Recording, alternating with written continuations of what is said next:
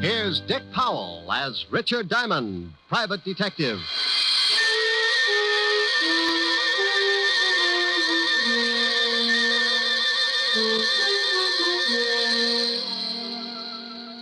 Hello there.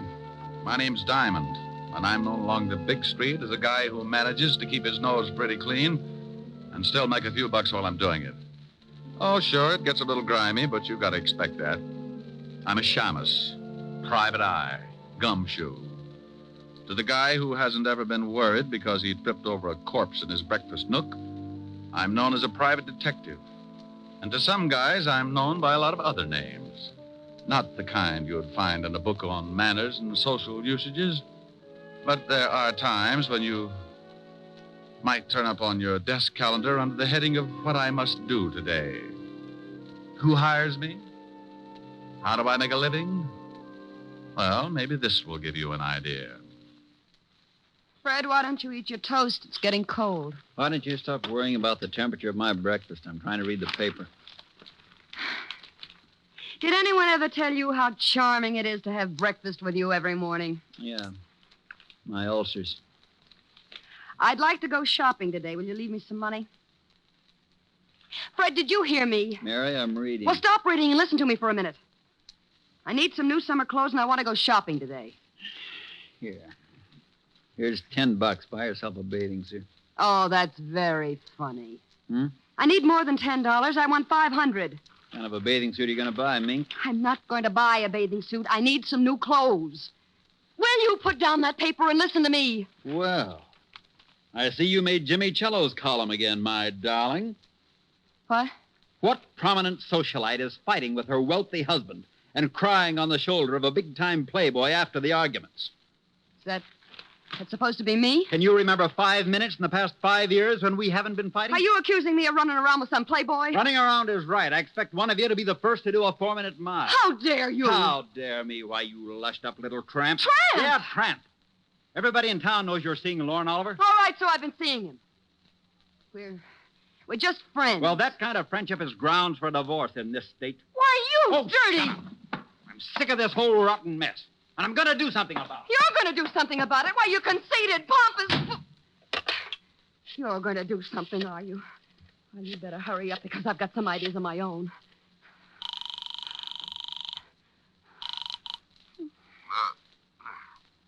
Yeah? Lauren, Yeah, Mary? I got to talk to you. What time is 10 it? o'clock. Well, it's still the middle of the night. Call me back This later. can't wait.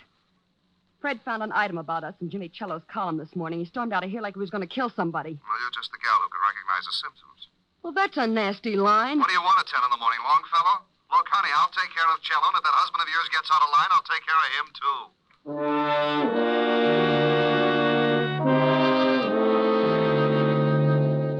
You see what I mean?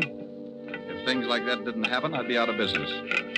I'll lay you 8 to 5 that before 3 o'clock this afternoon, one of those charming people will be walking into my office begging for help. Yeah?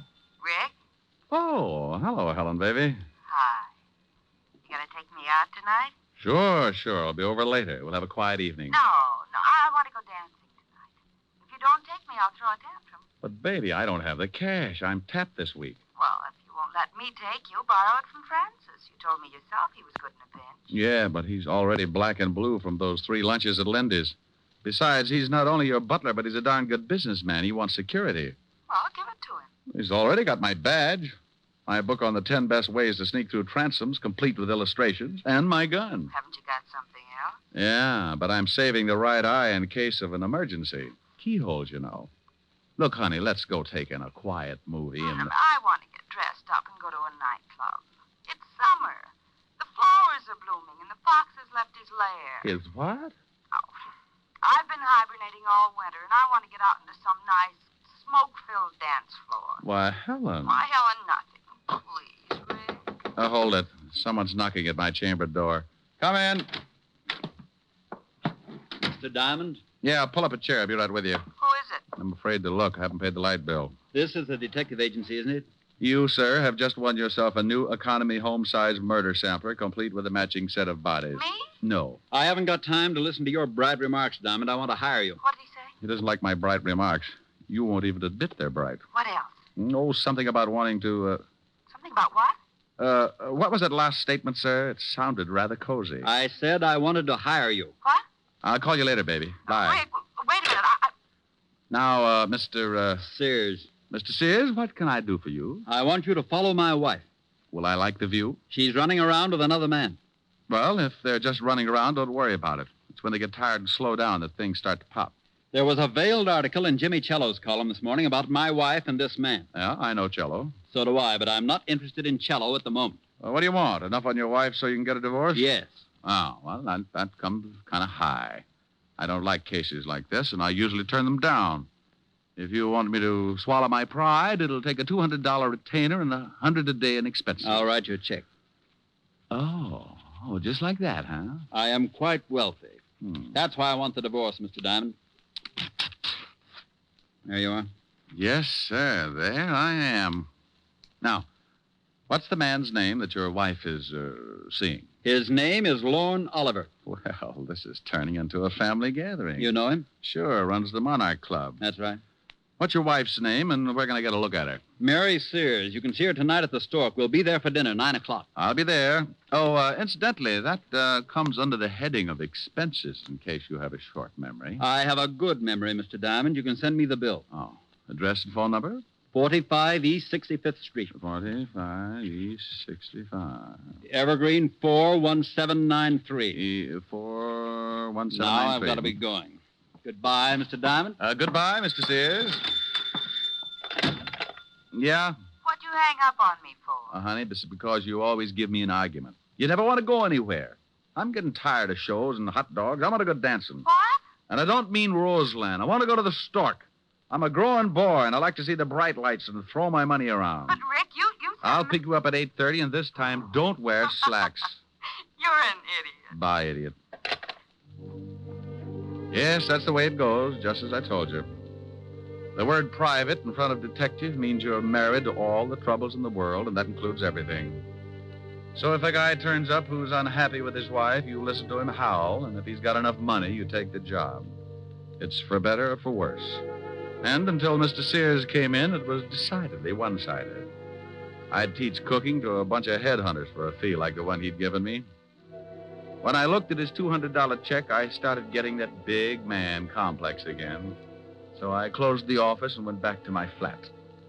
We'd probably be up late, and Helen always had some extracurricular activities after we'd get back to her place. You know, roasting marshmallows, fast game of canasta, or an exciting round of Emmys on the living room rug.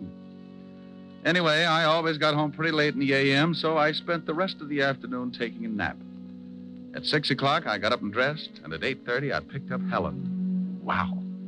And at 9 o'clock, we were sitting at the Stork Club bar, right on schedule. Rick, when are you going to ask for a table? Well, honey, the drinks come faster here. But I want to dance. Oh, no. Mustn't overdo it, lover. How do you know? Maybe some mountain climber will ask you on a 20-mile hike tomorrow. Think of your feet. I am. I want to move them around that dance floor. Oh, Rick, I know you. If you do something, you do it all the way. Yeah, let's nick. Oh, now you stop that. You're on a job, and you don't want to go in there because you've got to watch somebody. Well, Helen Asher, how are you, darling? Hello, Lauren. How have you been? Oh, couldn't be better. Why don't you ever stop over to my club? I'd like to show you around. She just brought a seeing-eye dog. Oh, hello, Diamond. You two know each other, don't you? Yes. How did we make such a grisly mistake, Oliver? I don't know. I tried taking penicillin for it, but it didn't do much good. Well, it probably helped out in the other things. Why don't you try hanging yourself? Rick. You always did think you were a pretty funny man, didn't you, Diamond? It's easy being a comic. You just find an idiot for an audience. How do you like the performance? Stinks. Pardon me, Helen, but I see some people I know. You'll excuse me, won't you, Diamond? Oh, sure, yes. But the next time you drop around, bring some airwick, huh? Rick, even if you don't like him, you shouldn't say those things. It's liable to start a fight. Oh, he wouldn't take a swing at a midget if he was riding an elephant. I wonder who his friends are. They don't seem to be too glad to see him. Their name's Sears. Is that who you're watching? Yeah, the wife. I don't know whether I approve or not. She's very attractive. Isn't she, though? Rick. This is business, baby. Business. I'm only drooling because I haven't had anything to eat since this morning. Well, then let's get a table. You've seen her. You've observed what she's doing. Now let's get something to eat. Wait a minute. Here comes somebody else I know. Where? Standing at the check room. The little man? Yeah, here he comes. Who is he? Name's Cello, Oh. Jimmy Cello. Writes a gossip column. I read it all the time. Yeah? Hello, Jimmy. Well, the Broadway shamus. Who's the lovely redhead, Diamond? Helen, meet James Cello, but be careful what you say. Jimmy, Helen Asher. Hello, Mr. Cello. How do you do? This an item, Rick? If I don't get us a table soon, she's going to make me give back her sorority pin. Oh, speaking of tables, I see some people I know. Nice meeting you, Miss Asher. Thank you. Goodbye, Diamond. Bye, Jimmy. Rick, he's going over to Sears' table. Hello, Walter. Hi, Doll. Hi. Well, good evening. What do you want, Cello? Oh, I just dropped by to see how the happy little family was getting along. Well, just drop away. Nobody asked you to stop by. Yeah, why don't you do that? And take Oliver here with you. Nobody asked him to stop by either. Fred, keep your voice down. This is my table, and I don't like a lot of crumbs lying all over it. Who's a crumb? Come on, Lorne. I guess Mr. Sears has forgotten a few things. I haven't forgotten a thing, Cello. When you print one thing in that lying sheet of yours, and I'll have you sued for libel. Listen, Sears, if I did print anything, they'd put you away so far they'd have to pipe air into you. Oh, do go on, Mr. Cello. This is getting interesting. You'd better get out of here, Cello. No. Go on, Cello. What have you got on old Moneybag? He's a lying, dirty gossip monger. He doesn't have a thing. Wait a minute. I don't like that. Why don't you ask your husband about North Africa sometime, Mrs. Sears? Just a minute. Fred, stop it. Fred. All right, now pick yourself up and get out of here, Cello. Maybe you're right. I've got a column to get out. It'll be all about you, Sears, in big type. Go on, get out. How about me? You gonna throw me out, too? You can bet your life I am. I'm getting out of here. You stay right where you are. Don't talk that way to Mary. I'll talk any way I like to my wife. Lorne, maybe you'd better leave. Here come the waiters. Now I'm gonna push his fat slob's face in. Yeah? Yeah. Lorne, don't. Push him, boys. All right. Come on, break it up. Come on. Hey, waiter, give me a hand. Take your hands off me, Diamond. Now, calm down, Mr. Sears. I'll kill that slob. Oliver, you shut up or I'll pull your pants up over your head and shove you in a glass like a breadstick. I don't like people meddling in my affairs, Diamond. You're fired. I'm what? You heard me. Now take your filthy hands off me. Well, they were lily white before I palmed that check of yours this morning. You can have it back. Here, eat it. What? I'll have you in jail for this, Diamond. Why? It isn't every day you get to eat a $200 check. Oh, Rick, let's get out of here. Yeah, I'm sorry, baby, but that's what happens when you go to work for a hyena like Sears. You think he's a nice guy because he laughs so much. But you find out later it's only because he chewed your leg off.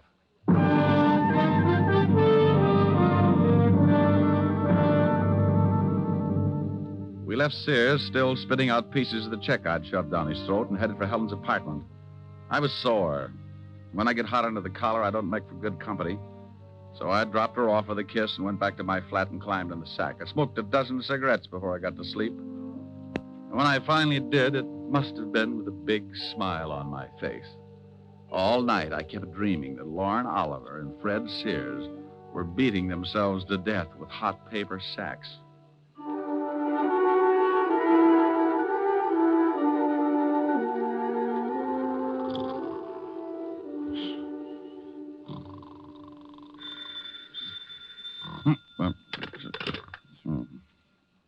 Yeah.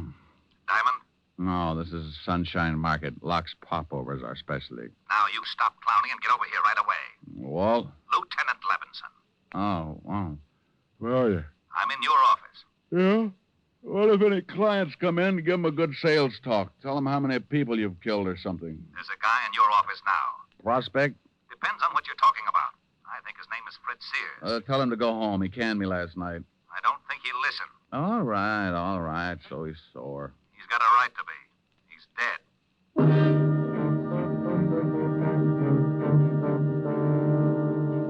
Stop acting like an idiot, Walt. You know I didn't have anything to do with it. I know you didn't, but we find the stiff in your office, and we get a report that he fired you last night, that you had a fight with him. I got to tell the commissioner something, Rick. Tell him Sergeant Otis is teething. Now, you stop that. No, what do you know about the killing? The coroner just left. He said that Sears had been dead about 8 hours. The cleaning woman found him at 9 this morning and called us. That puts the time of the murder around 1 a.m. We found this clenched in the dead man's hand. What is it? An article torn out of the morning papers. Here, read it. Jimmy Cello's column. Read it. All right, I will. Don't yell at me. Fred Sears, wealthy import-export man, is having troubles. He's finding it hard to explain about his past doings in North Africa, and at the same time, he's finding it just as hard to explain his wife's interest in the local playboy, nightclub owner Lauren Oliver. He got so mad at the Stork Club... Oh, I was there. He got so mad at the Stork Club last night that he took a poke at your columnist and then try to beat up Lorne Oliver.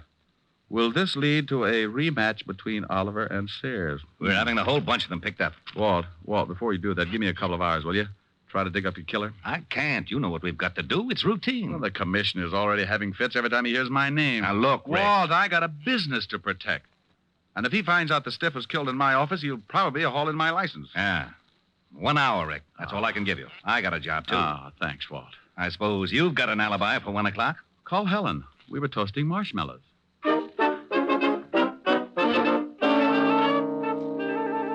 Well, I had 3 good suspects. Lorne Oliver, Cello, the columnist, and Mrs. Sears. One of the 3 was built just right for the electric chair. An hour isn't much time to dig up a killer, so I grabbed a cab and headed for Lorne Oliver's office in the back of his club. Yeah, come in. How are you, Oliver? Oh, what do you want, Diamond? Not particular about who comes into my club. Oh, I'm surprised you can operate with that kind of policy. People probably see you in here every night. I think I'll have you thrown out. Where were you at 1 o'clock this morning? None of your business. Herman, Yeah, boss. come in here and show a guy out of my office. Oh, we get rough, huh? Yeah. Okay. I'll let you tell the cops who knocked off Fred Sears. Hey, this the guy, boss? Yeah. Wait a minute. Did you say someone knocked off Fred Sears? That's right, but don't start crying about it. It makes me feel so helpless. I'll tell my story to the cops. They'll get a lot tougher than I will. You won't get tough at all, Mac. Oh, stop flexing, Herman. You'll snap your girdle. Well, I guess it doesn't make much difference as long as Sears is dead. Now, I was with his wife from about 12 o'clock to well, it was a long time after 1. Well, where were you all that time? At my place. And I'll take a walk, Shamus. You got my alibi. One more question. Did you go out at all? Yeah, I went out and got the late papers. So what? I like to read. Okay. You don't mind if I stop by and see Mrs. Sears, do you? No, go ahead. I'll see you later. Oh, Herman. Yeah? You can let the air out now. Your muscles are lovely.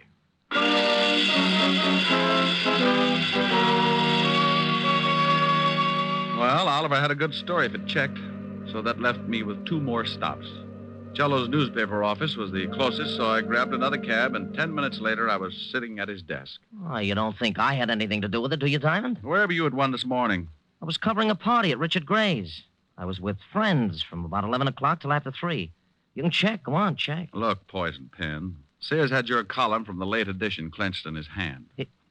He did, huh? Well, you don't think if I was going to kill a man, I'd leave anything like that around? I don't know. Well, now, obviously, someone is trying to make it look like I did it.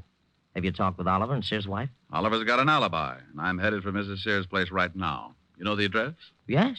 45 East 65th.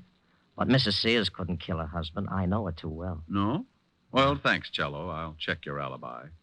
If it stands up, then I'll have to really go to work on Mrs. Sears.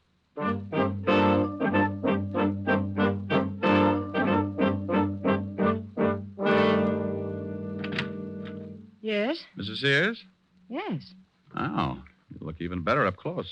What's on your mind? You mean right this minute? Well, aren't you nice? Don't crowd me, though. I can keep up a pretty good average in this league. I'd say about 1,000. Mhm. May I come in? I think so. If you keep talking. I like to hear nice things. Well, you deserve them. But I can think of some nice things to say about a panther. We'll talk about my family some other time.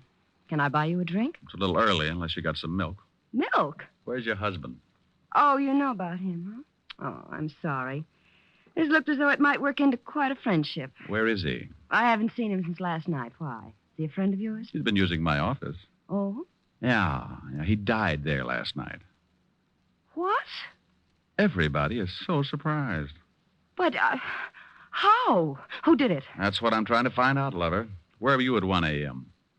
That's none of your business. Okay, let the law drag it out of you. Goodbye, dear. Wait a minute.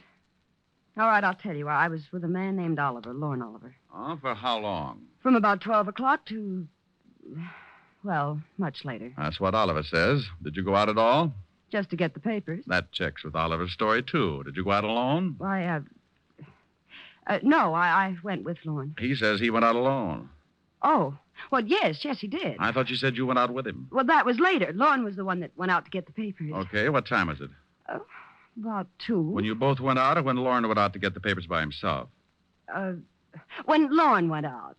Oh, yes. Now I see. Well, I'll see you later. come back again. Oh, I'll do that after you get over crying for your late husband. I'll keep my emotions down to a minimum. I'll bet you will. I left her standing in the middle of the room, looking after me like a vegetarian with an eye on a green salad. I closed the door and started down the hall for the elevators. For some reason, I never seem to get where I'm going. Oh. Oh. Now, while you're still tuned in, Diamond, I'll give you some advice. Stay away from Mrs. Sears. Now, I want you to be sure and get the point.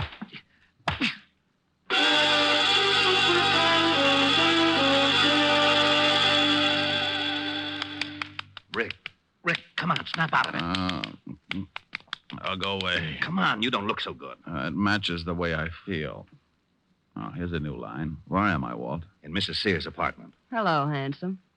She heard the scuffle in the hall, came out, found you, and called me. Swell. Who did it? I didn't see him, but his voice sounded like a thug that Lauren Oliver keeps around, a patty cake with. Oh, that was probably Herman. Lauren is so jealous. Well, your hour is up, and now I'm going to haul them all in, including this Herman. Oh, do you know Herman, Walt? Sure, Herman Sharp. Got a record a mile long. Walt, if a guy wanted to hire a killer, where would he go? You know all the stoolies as well as I do. Yeah. Mrs. Sears, what was the fight about last night at the Stork? Oh, a columnist named Cello threatened my husband that he was going to print something in his paper. He said something about North Africa, and Fred hit him. North Africa? This is really getting mixed up. Was your husband ever in North Africa?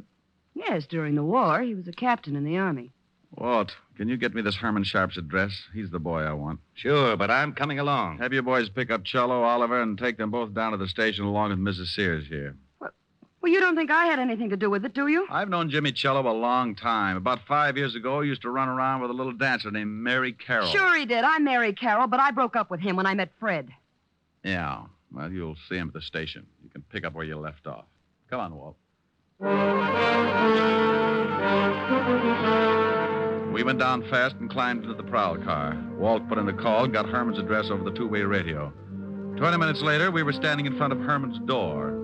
It was an old apartment house on the Lower East Side. I started for the door, but Walt had other ideas. Rick, we can't go in there. Why not? Because I haven't got a search warrant. Well, you got to go in if you want to crack this case. Not without a search warrant. Search warrant for what? To go in. What do you want to go in for? I don't want to go in. You do. Do what? Go in. Well, go ahead. I haven't got a warrant. Well, what are you looking for? Herman Sharp. He's probably in there. He is? Sure. Well, what are we waiting for? Oh, what did I do that for? For that. What? Herman Sharp. Oh. Is he dead? Yeah, been shot. What are you looking at? Newspaper on the floor. This morning's. Oh. Cello's column's missing. Been torn out. Then Herman's your killer. Swell. Who killed Herman? Don't you know? I'm not going to start that again. Walt, go on back to the station. I'm going to check something and make a phone call. I'll be down in half an hour and point out your killer.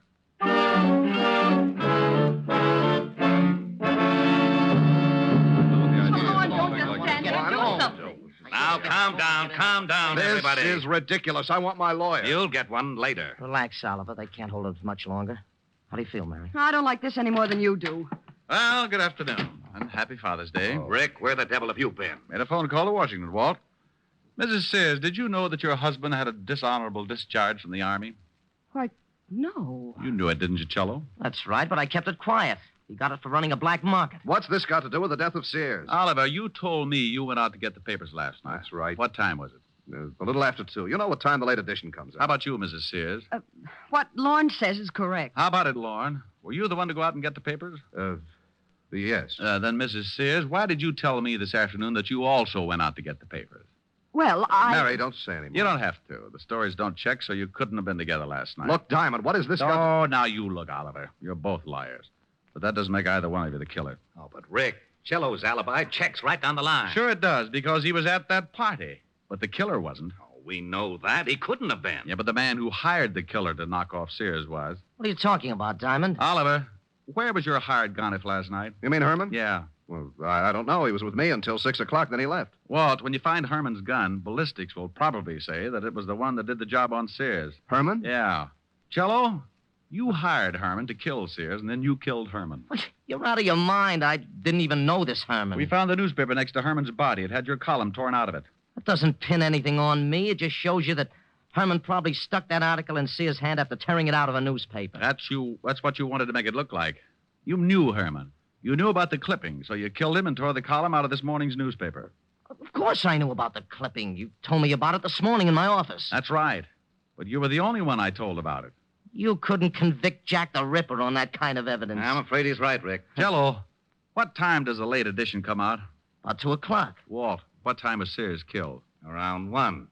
Say. Yeah. The killer couldn't have gotten hold of that column at 1 o'clock. The papers weren't even out on the street. Well, then how did he do it? Only one man could have gotten that column before 1 a.m., the man who wrote it. Jimmy. He tore it out of the galley sheets.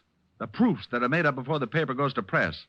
Cello hired Herman, gave him the clippings, and then went to the party. Oh, you're doing great, Diamond. Keep it up. You're still in love with Mary Sears. You were jealous of Oliver, so you hired Oliver's boy Herman, figuring the cops would pin Sears' murder on Oliver. How am I doing? You're a good liar and a rotten detective. You knew I'd go to see Mary Sears, so you sent Herman to beat me up and make it look like Oliver was behind it. What? You tried to frame Oliver all along the line. Boy, you cheap little scandal snooper. I'll fix it so you don't wait blame anybody. Wait a minute. All right, break it up. Come on, break it up. Break it up. Hey, Walt. What is it, Rick? Bye.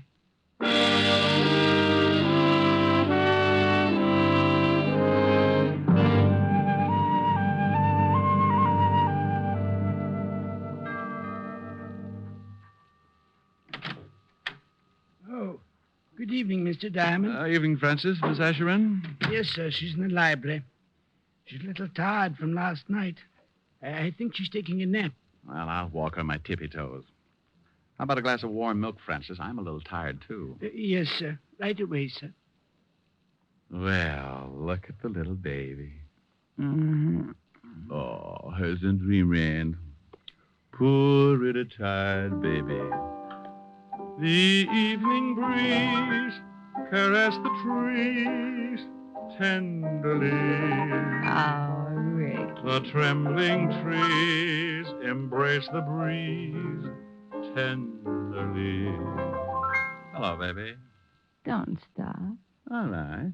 Close your pretty eyes. Then you and I came wandering by. Oh, wonderful. And lost in our sigh were we. Ricky. The shore was kissed by sea and mist tenderly. Ricky. I can't forget how two hearts met breathlessly. Ricky, come here. Your arms opened wide and closed me inside. Ricky, come here. What is it, dear? Just this.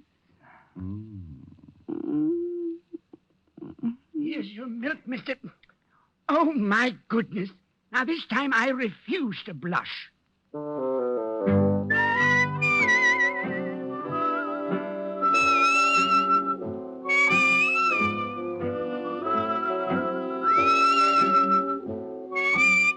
You have just heard Richard Diamond, Private Detective, starring Dick Powell. Helen was played by Virginia Gregg, Lieutenant Levinson by Ed Begley. Also in our cast were Wilms Herbert, Hy Averback, Joan Banks, Parley Bear, and Sidney Miller. Music was under the direction of David Baskerville. Richard Diamond is written by Blake Edwards and directed by William P. Rousseau. Now, this is Eddie King inviting you to be with us again at the same time next week when we will again bring you Dick Powell as Richard Diamond, Private Detective. This program has come to you from Hollywood. This is NBC, the national broadcasting company.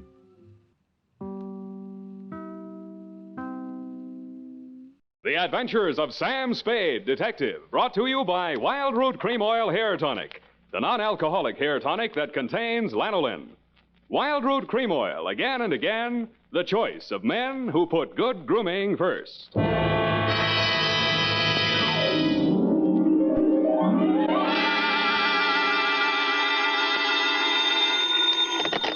Spade Detective Agency. C'est moi, sweetheart. Oh, Sam, how did it go? Well, it wasn't exactly a 10-in-1 outfit. More of a mud show, dog and pony type, rag front. Sam, what are you talking about? Hmm? And by the way, where were you last night? I missed the last bus in from the Cow Palace, so I had to do a star pitch. Connie talk, Eth. Oh, if you think I'm going to ask what a star pitch is, you're mistaken. What were you doing at the Cow Palace? Oh, just fooling around. Oh. Sam? Yes? Sam? Yes? Sam... You asked too many questions. Sweetheart, in the patois of the carnival, I'll be right down to pitch my spiel my pitch, and make with the canvas on the Bluebeard caper.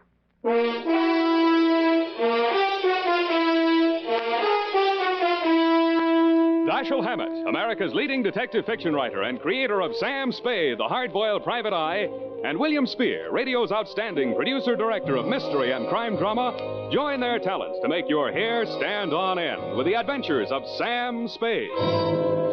Presented by the makers of Wild Root Cream Oil for the hair. Say, Mom, if the summer winds are making Junior's hair drier and mussier than it should be, why not borrow a little of Dad's Wild Root Cream Oil and restore that sweet, angelic look? You'll find Wild Root Cream Oil Hair Tonic comes in handy for every member of the family. It grooms the hair so neatly and naturally, relieves that summer dryness, and removes loose dandruff, too. Better check on your supply right now. If it's running low, then tonight or tomorrow, first thing, get Wild Root Cream Oil Hair Tonic. Again and again, the choice of men who put good grooming first. And now, with Howard Duff starring as Spade, Wild Root brings to the air the greatest private detective of them all in the adventures of Sam Spade.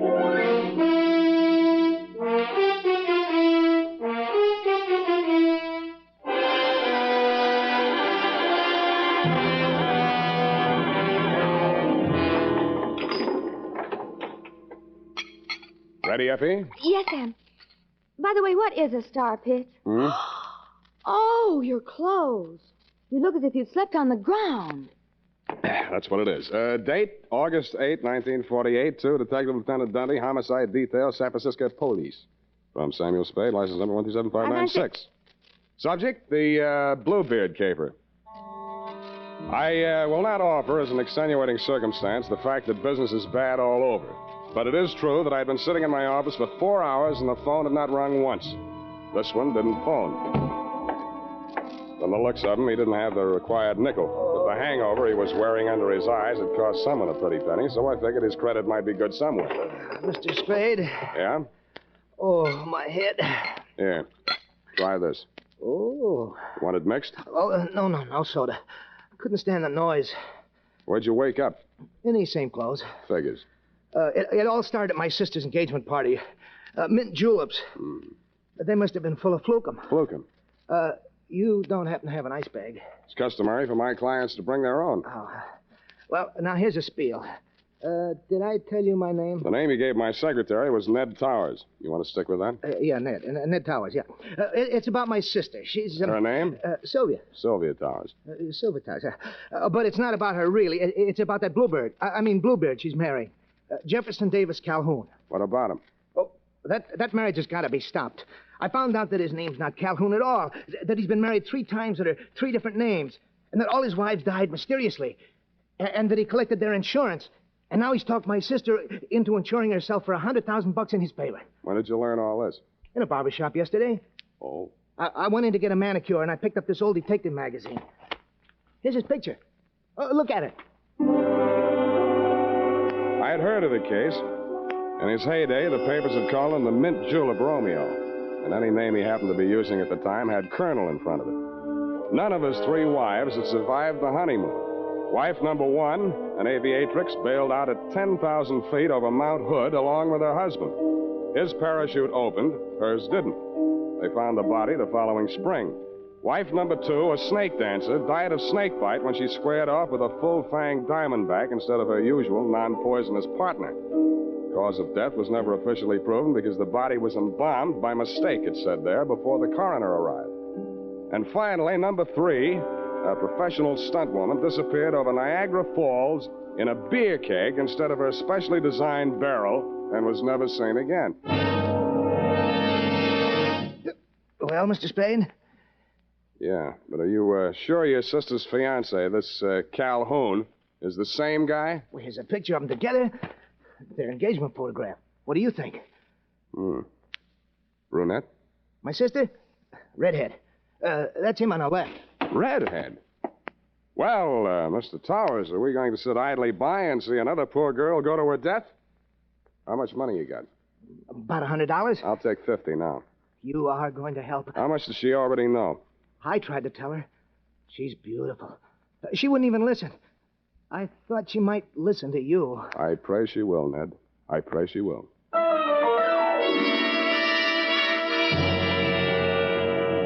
There were two aspects of the case that I wanted to look over more closely. A, Sylvia's red hair, and B, the red splotches on my client's face. I had a hunch she might be suffering from more than a hangover. So I dropped him at the address of a medical friend of mine who specializes in poisons. He said the tests would take most of the afternoon, so I decided to find out who was Sylvia, what was she as kind as she was fair. Such a face as drifts through the Yes? Yes. I beg your pardon? Miss Towers, Yes, I'm Sylvia Towers. Are you the florist? you're expecting maybe a detective? Come in. Thanks, I will. Well, as a matter of fact, I wasn't expecting a florist or anyone else. But I'm glad to see you. I really am. Huh? Sit down here. I was just relaxing. Oh, no, over here. Oh. Well, why not? There. Isn't this more cozy? Mhm. Take your hat off. Oh. You'll have me believing you really are a detective. What do I look like? Well, I'll have to mull it over. Now, don't tell me. Let me dream. Look, Sylvia, Miss Powers, I mean. Oh, Sylvia, I like the way you dress. Nice and casual. Oh, you do? But, you know, you really should wear a handkerchief. Hey. You ticklish. Now, look, if you want to frisk me, get it over with. It's your apartment. You got a right to. Well, isn't this way nice? Sure, it's fine. It's just that, well, you know, I just didn't expect. Just didn't expect. Well, what do you want, a butterfly act? No, it's just that my feelings have hurt you. Haven't asked me who I am, what I'm doing here, anything. Oh, I don't care. I like you. Is this how you got engaged to Calhoun? No, he was selling some phony stock certificates, so I bought a few. They were phony, so you bought a few. Figures. He'd had bad luck with marriage. It was the only way I could force the issue. You're forcing him into marrying you? Darling, don't be so critical. I did it very nicely. I'm sure you did, but why? Oh, I don't know. He's so courtly. A real Southern gentleman. How real? Hand me that cushion, darling. Oh. Oh, no, here, behind my head. Oh. Oh, that's better. Oh, don't go away. Why do you want to be number 4 on the Bluebeard parade? Oh, do you really think he did kill them? Oh, that's one of two theories. He either did or he didn't. Oh, I love your hair. So nice, bristly. Does this bother you? Yeah, but don't stop. Now, wait a minute. Look, I got my client to think about, and I'm trying to think about it. Darling. I didn't want to take this assignment, but he really seemed to be worried about you. Oh, now who on earth would be worried about me? I'm a little worried about you myself, and I'm not even distantly related to you. Well, don't say that yet. This marriage may not last long. Don't you say that. Oh, I know his marital life has been full of tragedy. But I'm not superstitious. I think I may change his luck. Okay, Sylvia, okay, it's your life. I told your brother I'd talk to you, and I have. My brother? Yeah, Ned. I think maybe your boyfriend tried to poison him last night. Oh, no. Aha! Oh, Jeff, you're just in time. Well, my dear, we will discuss this further in private. I have only this to say at the present time. In the South, it is not customary for a lady to receive a gentleman alone just prior to her marriage to another gentleman. But, Jeff... I know your motives were pure and innocent. Customs differ, that's all. I am Colonel Calhoun at your service, sir. I'll call you when I need you. I'm afraid I must ask you to remain. Sylvia? Oh, Jeff, I meant to tell you. It was just a flirtation. Yeah, that's I didn't all. think it... You mean she didn't think. He made certain proposals? Well, what could I do? What could she do? He said there were things in your past, Jeff. Yeah, that's what I said. Things that... Oh, well, there, my dear. It was blackmail. That's all it was. I did it for you, Jeff. Go to your did it for chambers, you. Sylvia. I will deal with this adventurer. If this were the South, there would be better ways, but never fear. Where there's a Calhoun, there, too, you will find Southern chivalry. Please. No, Jeff. Phone the police. Sylvia, I must insist that you do as I say. Very well, Jeff. You know best. Well, sir, How about you and me putting our heads together over little old mint julep, huh? Thanks, I'm not thirsty. What's the pitch, Colonel? How come your girlfriend yelled, "Hey, Rube," just now? What is your asking price, sir? Let's hear a bid. 5,000 now, 5,000 after she's buried, 20,000 after the insurance people pays off. No dice. Caper's worth $100,000. 50 for me, 50 for you. That is out of the question, sir. Okay, from here I go to the cops.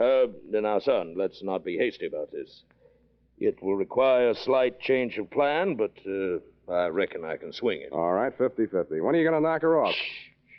You want her to fly the coop?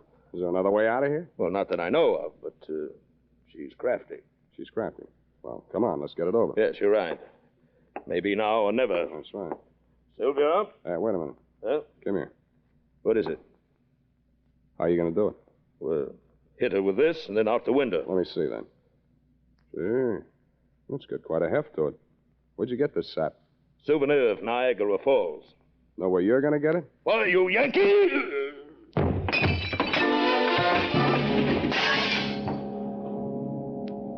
The souvenir of Niagara Falls was deadlier than I thought. The blow spun him around like a top, and he went down on the other side of the room, taking the bar and the mint julep ingredients along with him. I headed for the room Sylvia had disappeared into. But she had already disappeared out of it. I looked in the closets, the bathroom, under the bed, tapped the walls for secret panels, and then forced myself to look out the only possible exit, the open window. 10 stories, sheer drop to the street. 2 stories, sheer unclimbable masonry to the roof. Now get this, Dundee. No other exit, no horizontal ledges, drain pipes, niches, cornices, not even a helicopter landing. I asked myself, who is Sylvia? What is she?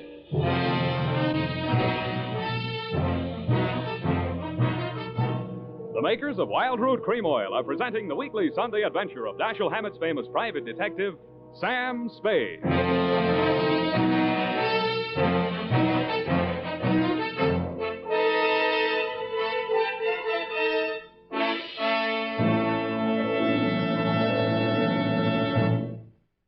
If you want the well-groomed look that helps you get ahead, socially and on the job, listen. Recently, thousands of people from coast to coast who bought Wild Root Cream Oil for the first time were asked, how does Wild Root Cream Oil compare with the hair tonic you previously used? Better than 4 out of 5 who replied said they preferred Wild Root Cream Oil. And no wonder. Wild Root Cream Oil grooms the hair neatly and naturally, relieves annoying dryness, and removes loose dandruff. What's more, non-alcoholic Wild Root Cream Oil is the only leading hair tonic that contains soothing lanolin. So ask for Wild Root Cream Oil Hair Tonic. Again and again, the choice of men who put good grooming first. By the way, smart girls use Wild Root Cream Oil, too. And mothers say it's grand for training children's hair.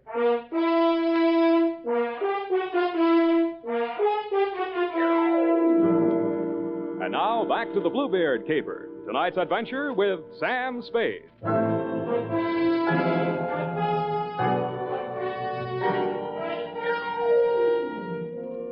There was no use wasting any time trying to figure out how Sylvia had done whatever she had done to escape from that escape-proof room. There was nothing of interest in it but a diving helmet, deep-sea type, and the current issue of Billboard, a magazine which records the movements of show people. Under carnivals and tent shows, an item was circled. Colonel Carlisle's Colossal Carnival and Tent Show, which was currently playing San Francisco out by the Cow Palace. That reminded me of the Colonel in the next room. I went in to hit him again, but somehow his not being there didn't surprise me a bit.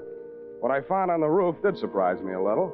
It was a rope and grappling hook, human fly type, which fitted with the circusy aspect the caper was beginning to take on. But I'd never have taken Sylvia for a stunt woman. I did a deep knee bend to get in condition for what lay ahead, slid down the banister to the top floor, somersaulted into an elevator, and rode it down to the lobby, no hands. Pausing only to acknowledge the applause of the scrub woman, I skated on over to the phone booth. Sylvia's hands like the night. Dr. Mandel's office. Bernie, Sam Spade. Oh, say, I'm glad you called, Sam. That patient you brought in here, Ned Tower? Yeah, what about him? Well, your hunch was right. There was enough poison in him to kill him twice. Uh-huh. And that ain't all. He dead? No. Then what's all? Well, his stomach had enough foreign objects in it to keep all the newspapers in town in Monday morning feature stories for the rest of the year. What type foreign objects? Oh, glassware, spoons, hunting knives. Well, nothing valuable. Where'd you send him? Oh, he wasn't a hospital case, Sam. Enough poison to kill him twice, glassware, spoons, hunting knives, and not a hospital case, huh? The poison, he's developed an immunity. The other stuff, it's harmless. Harmless, huh? Do you want me to send you the complete report? No. Forget it, Bernie. You've given me enough. Thanks.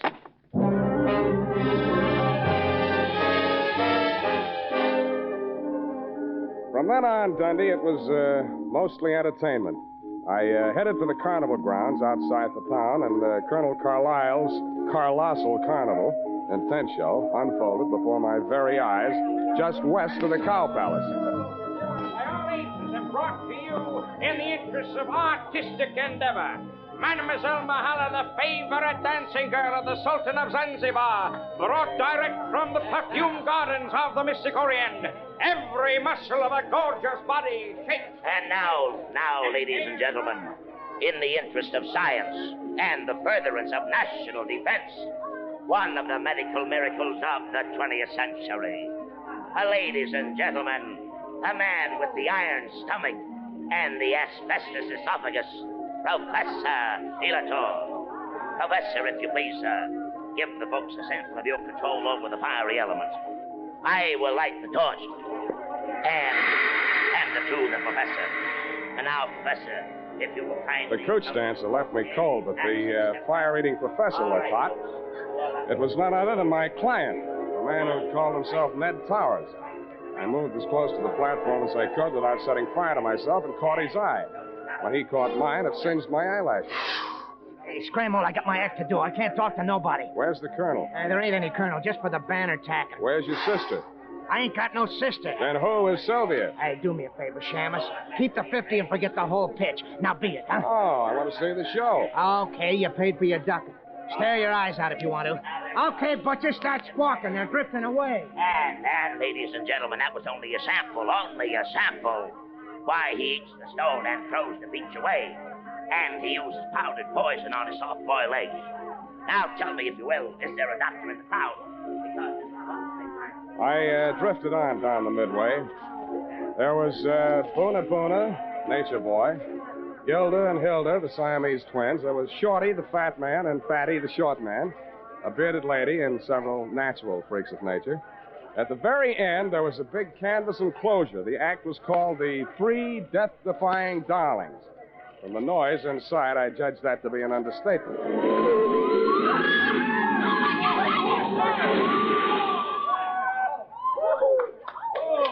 I bought a ticket and got inside just in time to see a trim, energetic blonde in tailored coveralls crawl out of the twisted wreckage of the car she'd just driven point blank into a concrete wall at an advertised speed of 80 miles an hour.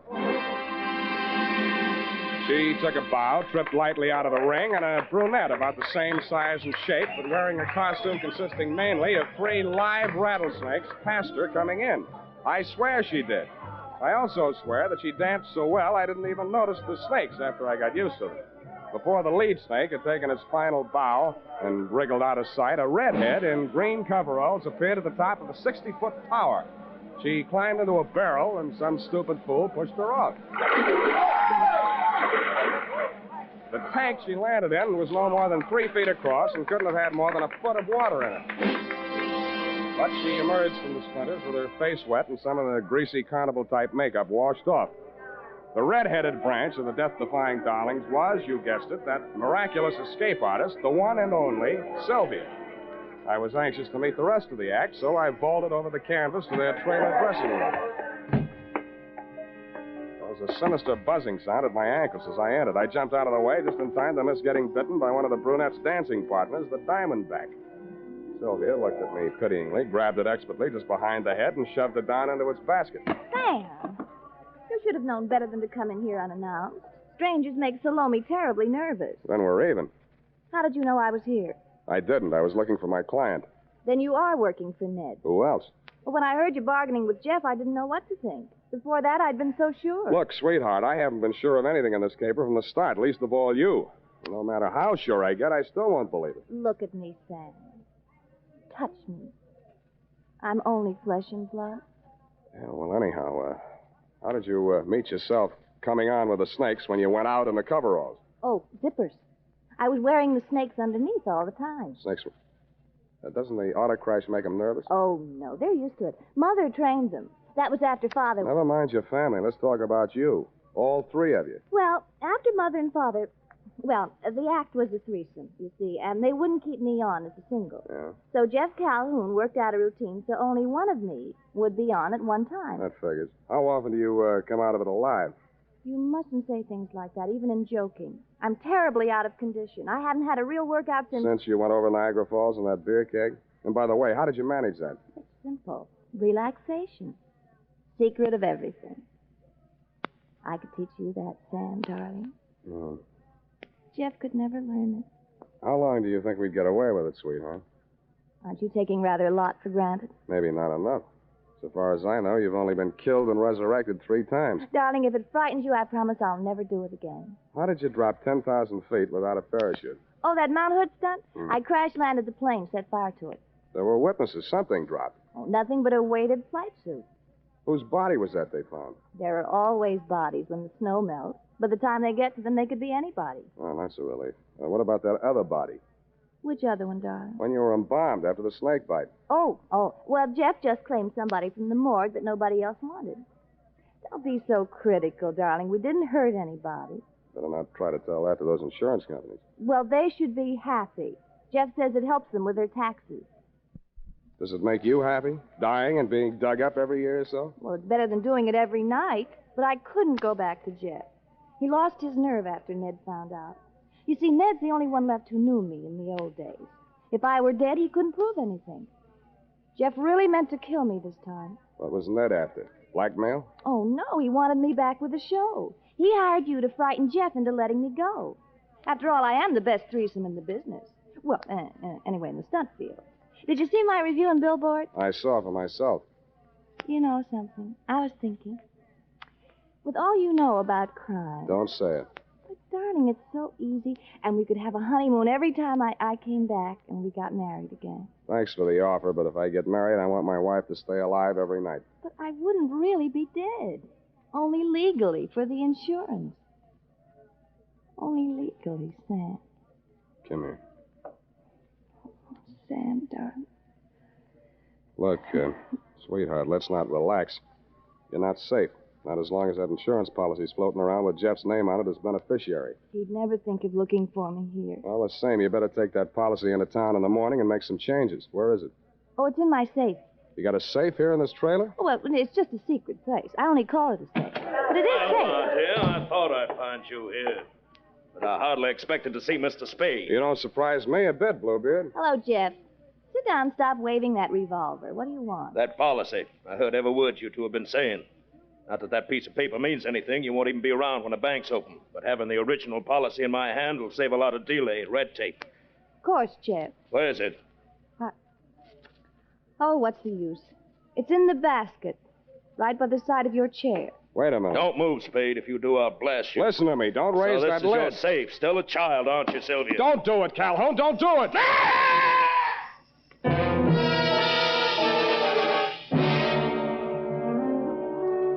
And that, Lieutenant dear, took the lid right off of the caper. Due to my Boy Scout training, my split-second timing, and the fact that Salome's fang missed an artery by a 30th of an inch, I understand Calhoun will live long enough, which, as far as I'm concerned, is any length of time you care to name.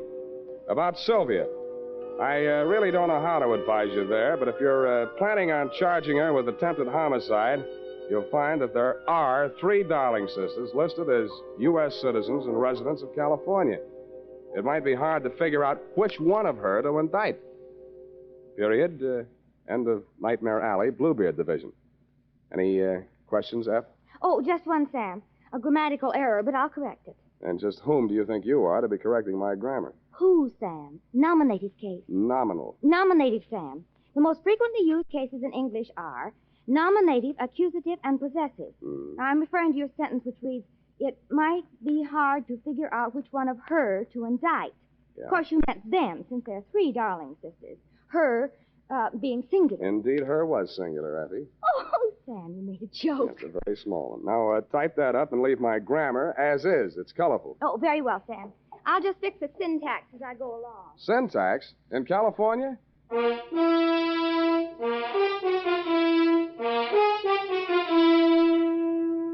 Say, are you looking for a hair tonic that will groom your hair neatly and naturally? Then you're looking for Wild Root Cream Oil. Want a hair tonic that relieves annoying dryness? Get Wild Root Cream Oil.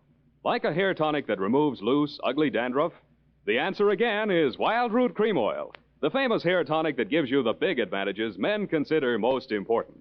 Step up to your drug or toilet goods counter first chance you get and ask for Wild Root Cream Oil in the big economy bottle and the handy new tube that's easy to pack when you travel. Also, ask your barber for a professional application of Wild Root Cream Oil hair tonic. Again and again, the choice of men who put good grooming first.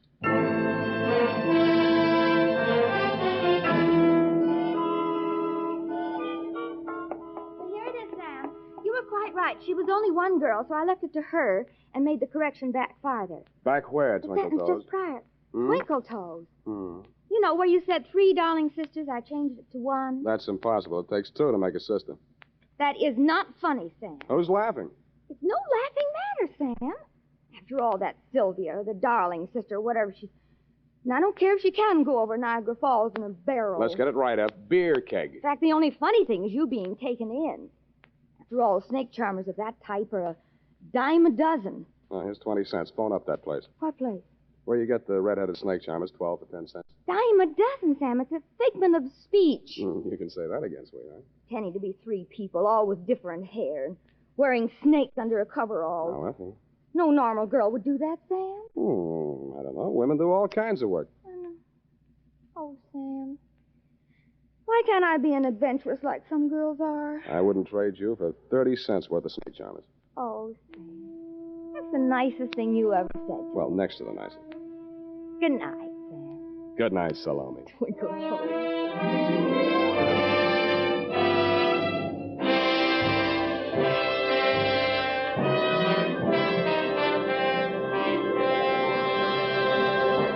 The Adventures of Sam Spade, Dashiell Hammett's famous private detective, are produced and directed by William Spear.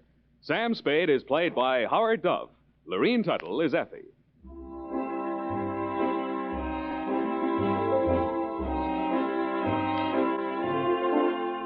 The Adventures of Sam Spade are written for radio by Bob Tallman and Gil Dowd, with musical direction by Lud Gluskin. Join us again next Sunday when author Dashiell Hammett and producer William Spear join forces for another adventure with Sam Spade. Brought to you by Wild Root Cream Oil. Again and again, the choice of men who put good grooming first. This is Dick Joy reminding you to Get Wild Root Cream Oil, Charlie. It keeps your hair in trim. You see, it's non-alcoholic, Charlie. It's made with soothing lanolin. You better get Wild Root Cream Oil, Charlie. Start using it today. You'll find that you will have a tough time, Charlie, keeping all the gals away. Hiya, Baldy. Get Wild Root right away.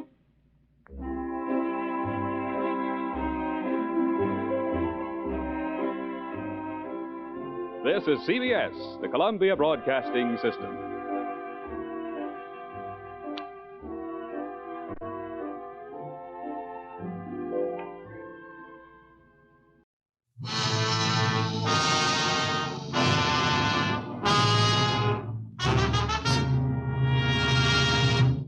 I turned around as soon as I heard the noise. There, standing behind me, was a thing. About my height, with a face that was almost human, but was covered with hair. There were 2 giant claws with blood on them. I started backing away, but my foot caught in the vine and I went down. The thing came at me, and I thought, Shayne, you should have started believing in ghosts before it was too late.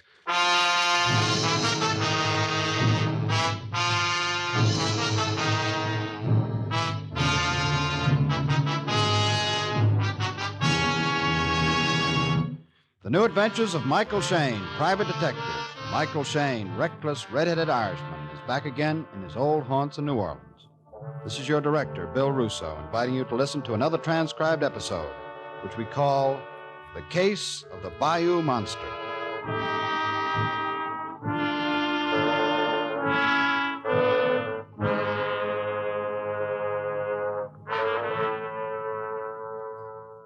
Yes, sir?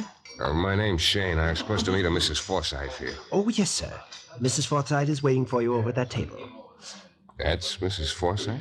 Yes, sir. Thanks. Hello? Michael Shayne? Mm-hmm. Please sit down. I'm Amy Forsythe. Yeah, I know. Pleasant surprise. I guess I was expecting someone older. Oh? Look, I don't quite understand why you wanted me to meet you here. I usually transact my business in my office. Yes, of course. Mr. Shayne, I'm hiring you for an indefinite period. You're hiring me? Look, Mrs. Forsythe, people usually tell me what they want me to do, and then I decide whether I take the job or not. Well, I'm sure you'll take it. You are? You sound like you were used to getting your own way. Mr. Shayne, the Forsythes have been getting their own way for something like 200 years. 3 cheers for the Forsythes. That's what's made us so powerful and so decadent. It's very interesting, but as an unpowerful, undecadent Shayne, I still haven't heard any reason for you to be so sure you're hiring me. $50 a day, Mr. Shayne. You're hiring me. That's better. Family place Bon Chance is out in the Bayou country. Bon chance. That means good luck. Yes. My great-great-grandfather had a very ironic sense of humor. The place has been atrociously bad luck for at least one member of each generation. Oh? But that's beside the point. What I want you to do, Mr. Shayne, is come out to Bon Chance.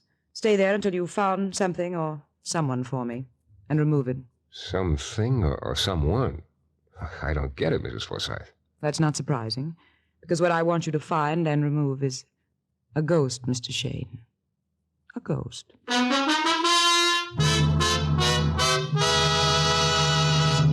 In a moment, we'll return to the new adventures of Michael Shayne and the case of the Bayou Monster.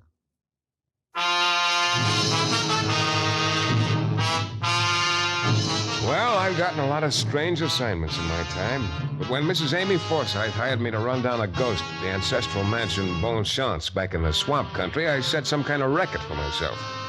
Amy was sort of a strange girl. At first, you thought she was very pretty. But then you began to notice little things about her that weren't.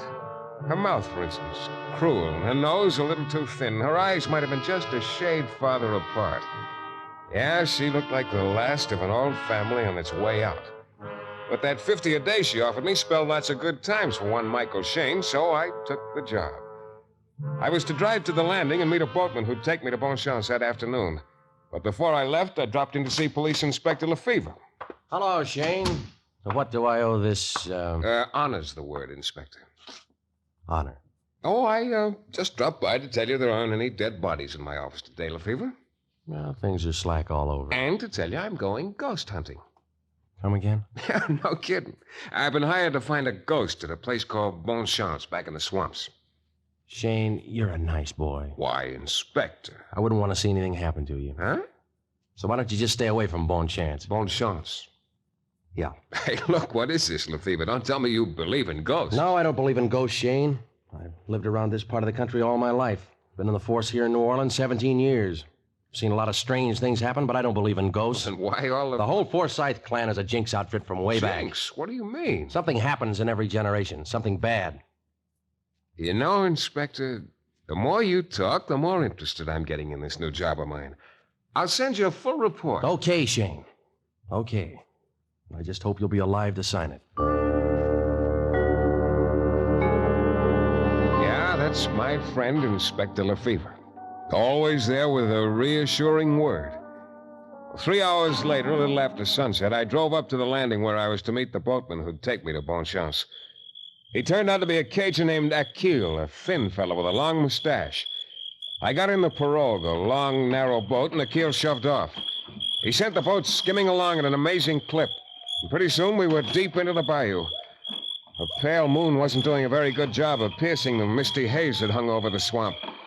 What with the matted trees and vines overhead, it was like a tunnel. A noisy tunnel at that. Sounded like the soundtrack to a jungle movie. You been with the Forsythe family long, Akil? Me, I work for them long time, since little children. Oh? You ever hear anything about a ghost at Bon Chance? Yes, it's Luke Garou here. Luke Garou? You call him werewolf, hmm? A werewolf? Look, you don't actually believe what... Did you ever see this werewolf? I think, yes. What? It's long time ago. Little boy me in Bayou. You actually saw it? I seen this thing. Tall, with hair on face, long claws. I no wait for get good look. My teeth start to chatter, I run like wind. Yeah, but how... I tell Mama Cecile what I seen. She say is Luke Garou, he. Who's Mama Cecile? Old one who live in swamp, she. We almost there? Yes. It's bon chance up ahead. See? Yeah. I see it. There it was, rearing up out of the swamp ahead of us. A rotting, gloomy mansion that sagged a little here and there, as if the ground below it was slowly sinking into the swamp. The whole place looked like an unburied corpse. There was a smell of decay in the air. We tied up at the landing, and a servant waiting with a torch took me up to the house. The little breeze that had come up was pushing the flame back and forth, and in the flickering light, the whole place looked like something you might dream about after eating too much lobster. Amy Forsythe, 2 men, and a giant hound dog were waiting for me in the library. Quiet, Dirk. Quiet! Mr. Shayne, I'd like you to meet my uncle, Edward Forsythe. Mr. Forsythe? How do you do, Mr. Shayne? This is my husband, Paul Forsythe. Mr. Forsythe again. Hello. And this is Dirk, my dog. Yeah, I thought it was a Shetland pony at first. Dirk's been with the Forsythes since he was a pup. Lately, I've kept him with me. You know, I've made quite a discovery. Everybody around here seems to be named Forsythe. Amy and I are sort of third cousins, twice removed, I believe. Any more questions, Mr. Shayne? Questions? Or am I free to go now? Huh? Paul, please. Yes, by all means, Paul. We mustn't upset dear Amy. That will be enough, Uncle Edward. We must wait here quietly, Paul, until Mr. Shayne has finished questioning us.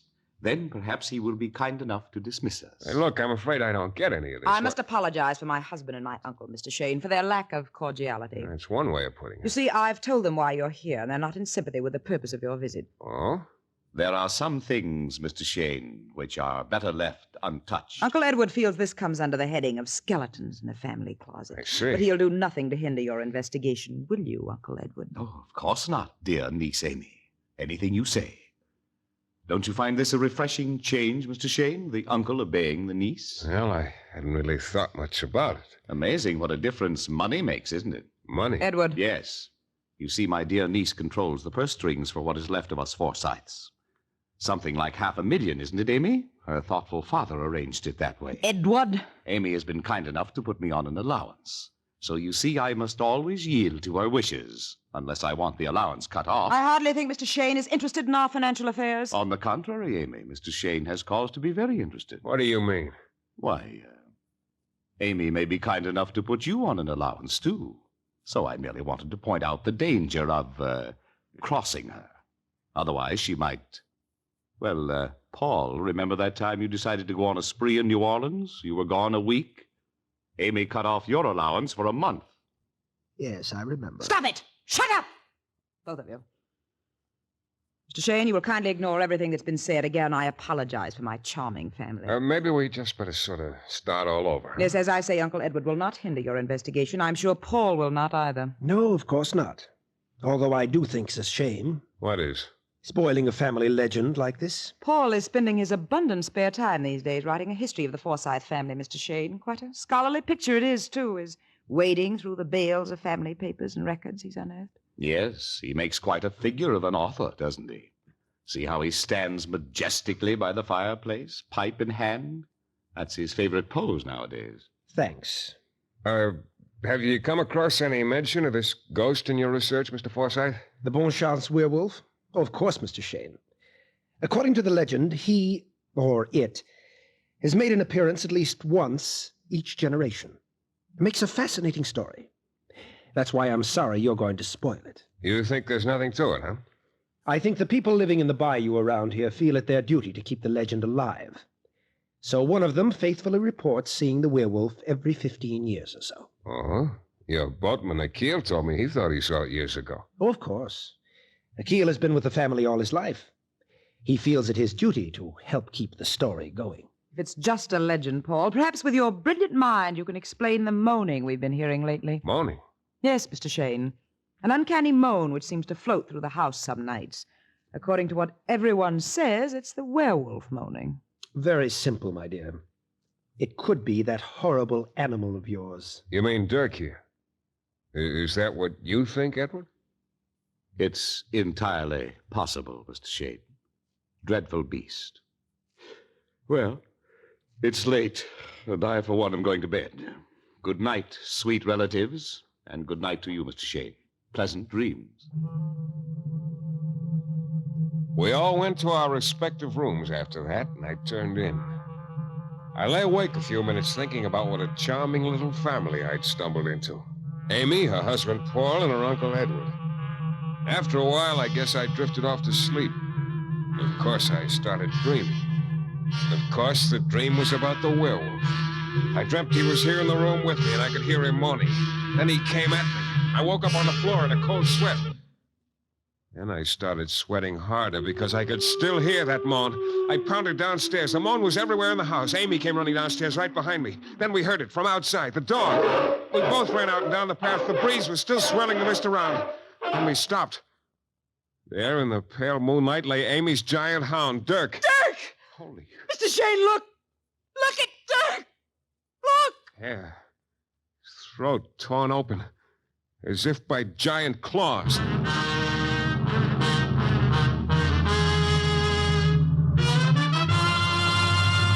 In a moment, we'll return to the new adventures of Michael Shayne and the case of the Bayou Monster.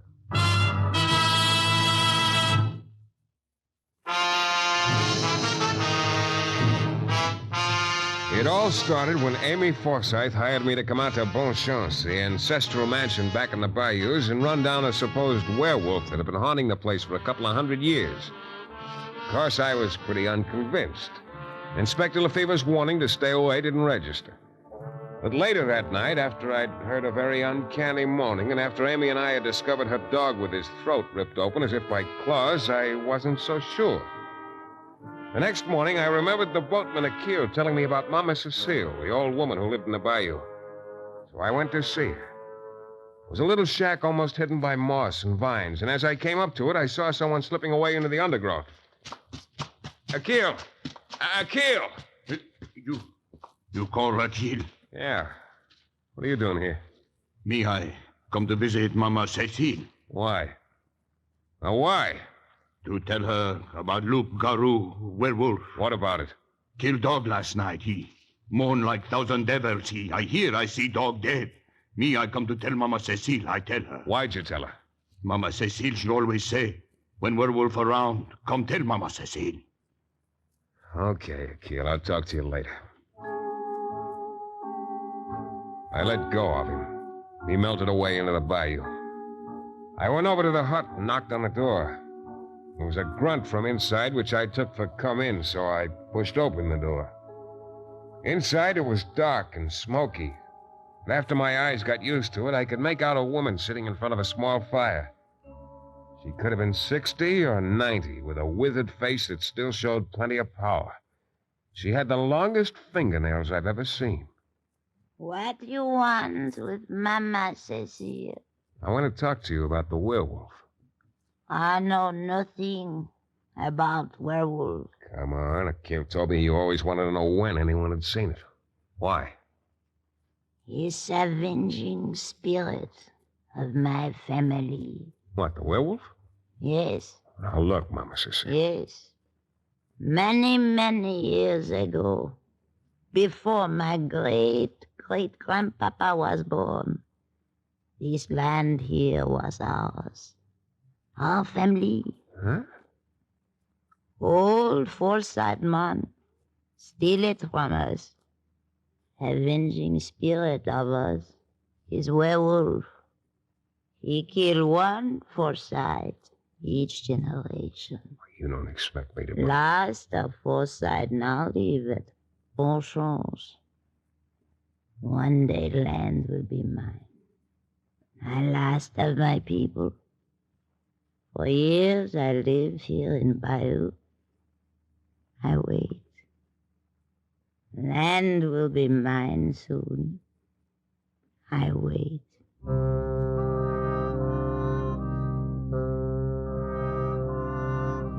I somehow got the idea Mama Cecile meant exactly what she said. And the picture of that woman sitting in her hut just waiting for 50 years or so chilled me a little. I went back to Bonchance. Amy and her husband were in the library. She was squirming nervously in a chair, and he was in his favorite pose by the fireplace, and both of them looked slightly green around the gills. Mr. Shayne, what do you propose to do about this horrible thing? Well, I'm not quite sure yet. But you've got to do something. We can't go on like this. Yeah, I know. Paul, you're sort of the family historian. There's an old woman back in the Bayou named... Mama Cecile. Yeah. She claims the first of the Forsythes sort of stole the land around here from her family. What? As a matter of fact, she's probably quite right. What, Paul, what? Yes, I found an entry in old Josiah Forsythe's journal, something over 100 years ago. He practically admits it. Well, nice to know your ancestors were thieves. My dear, couldn't you tell? This is no time for your feeble attempts at humor, Paul. Mr. Shayne. Now, where's Edward this morning? My dear uncle informed us the occurrence last night was more than his delicate nerves could stand. He said he was going to stay in New Orleans a couple of days. I see. Well, look, I'm going to wander around here a little today, just sort of looking around. I'll be back around sunset. Well, I should think so, Mr. Shayne. Not one moment later. I wandered around the back country most of the afternoon. And then just about sundown, when I was walking through some pretty slushy ground on my way back to Bonchance, I spotted a rowboat a little way offshore among some trees. There was a guy sitting in that boat who looked awfully familiar. As soon as he saw me, he rowed over to where I was standing. Hello, Shayne. Well, Inspector Lefevre, what are you doing around here? Fishing? Yeah, sure. See? Just caught it. Some fish. Any smaller, you'd have to hold it with tweezers. The big ones haven't started biting yet. Look, Lefevre, if you had a whale in that boat, you couldn't convince me you came clear out here just to fish. Unless it was to fish for the Bonchance werewolf. Still hunting ghosts, huh, Shayne? It wasn't a ghost that tore that dog's throat open last night, or maybe you haven't heard about that. Yeah. Shayne, like I told you before, you're monkeying with stuff that could backfire. A lot of things could happen to you in this bayou, all of them bad. Is this a word to the wise day for you, Inspector? You can call it that. Why don't you stick to something safe? Fishing, for instance. Like me. Sure, like you. Look, when you're fishing, if you hook one that's too big for you, you can always break your line and let him go. Meaning I might not be able to, huh? Meaning fishing's a nice, safe sport. I'll tell you what. I'll sleep on it, Lefevre. Yeah, would you do that? Just one thing, though. What's that? Be sure you wake up.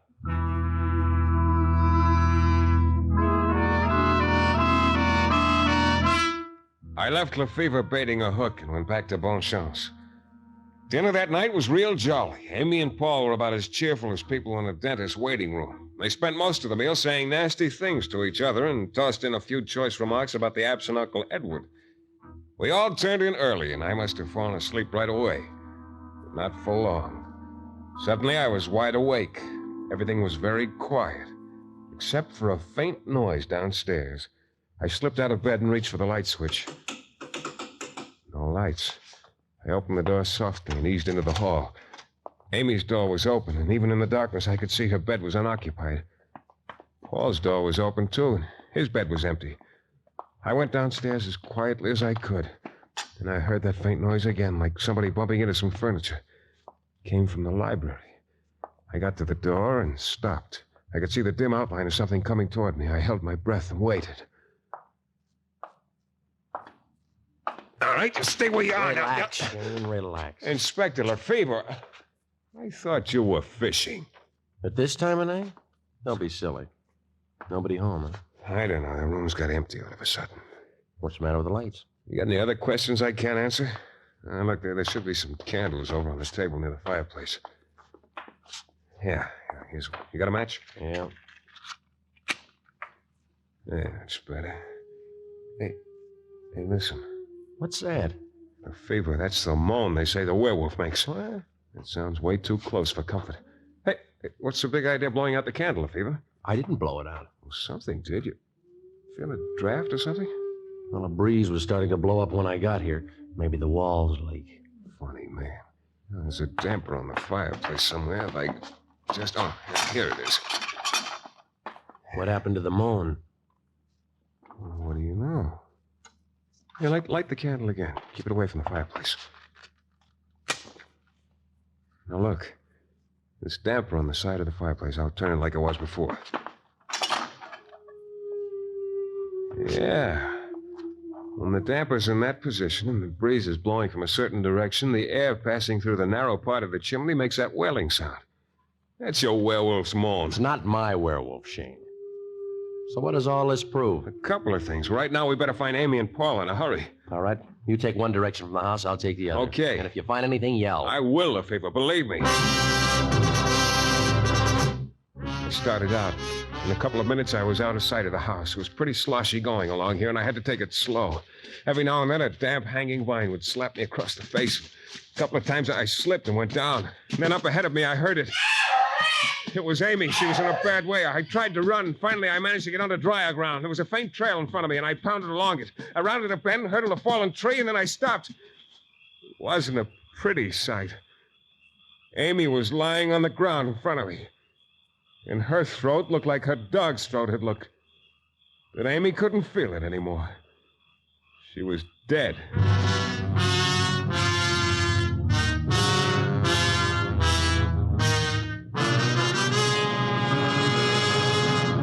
In a moment, we'll be back with a thrilling climax to tonight's Michael Shayne adventure.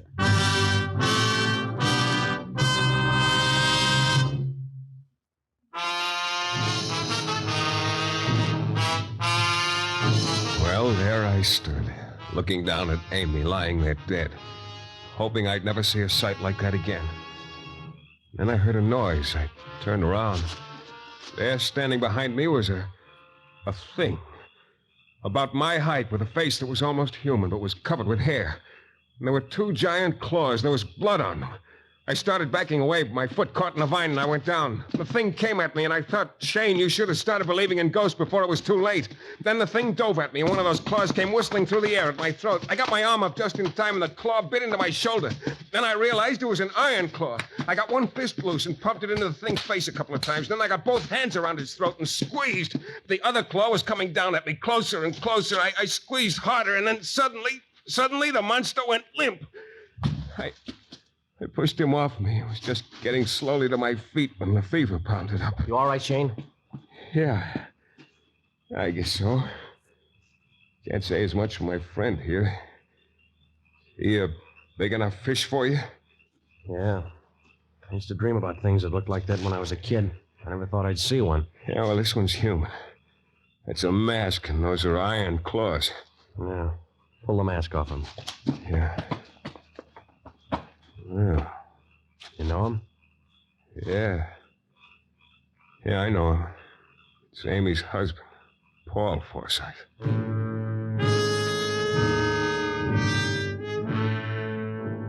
Yeah, Paul Forsythe. This generation's edition of the Bonchance werewolf. An edition that Inspector Lefevre promptly put out of circulation. I was happy to let him take over. Then later, Lefevre and I left Bonchance and started for home in his rowboat. And I, having lost the toss, was rowing. Some boy, Paul Forsythe, huh? Yeah. He told me he kept those props of his, the mask and the claws, hidden out in the bayou. Wonder how I got a hold of them in the first place. I think I know the answer to that. Paul spent a lot of time digging through old family papers. He was going to write a history of the family. Probably came across the secret there, where the mask and claws were hidden, how to work the damper on the chimney. That's probably it. I guess one member of each generation knew about the mask and claws. Probably used to put them on now and then to scare all the Bayou people. You know, Shayne, the Forsythes certainly must have been a pleasant lot. Yeah. That'd be their idea of a joke, I guess. Only Paul decided to revive the legend for more practical purposes. He fill you in on the motive? Yeah. Money? Mostly. He would have gotten control of the $500,000 Amy had. Add to that, he had a girl in New Orleans. Add to that, he hated Amy. It's funny. What's that? Oh, just that the legend of the Bonchance werewolf's been going on for over 100 years. All there really was behind the legend was a mask, a pair of iron claws, and a howling chimney. And the fact that most of the people around here believed in it. Don't forget that. Yeah, I guess you're right. Well, I can see how you could get believing almost anything out in this bayou. I'll be glad to see the last of it. It gives me the creeps. What? Stop rowing. What's the matter? Shh. Hey, what are you reaching for, you gun? No, look at the big one. Big what? Fish. I'm going to hook him. Oh, Lefevre. Quiet, Shayne. I told you I came out here to fish, didn't I?